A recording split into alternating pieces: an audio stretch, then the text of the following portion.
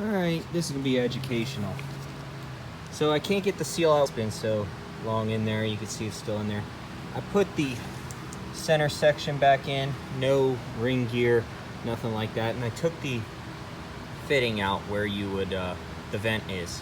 My plan is to use hydraulic pressure and water.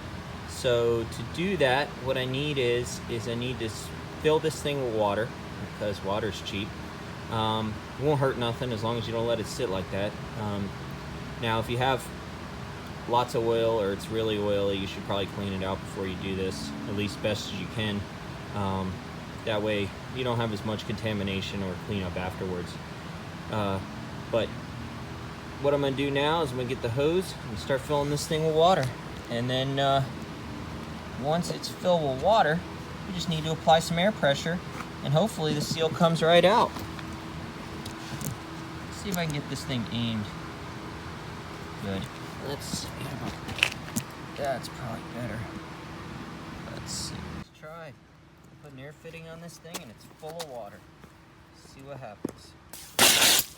Oh!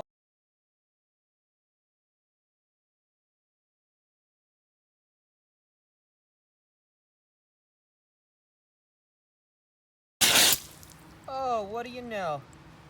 Front seal popped right out in 2 seconds. Look at that. Came right out. Boy, that was easy. I wish they were all that easy.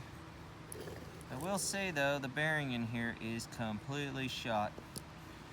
Somebody already been in here, I guess, or it broke and they just never fixed it. But there's how you do it. Little water pressure and a good seal. I can clean this up and reuse it. Took 2 seconds.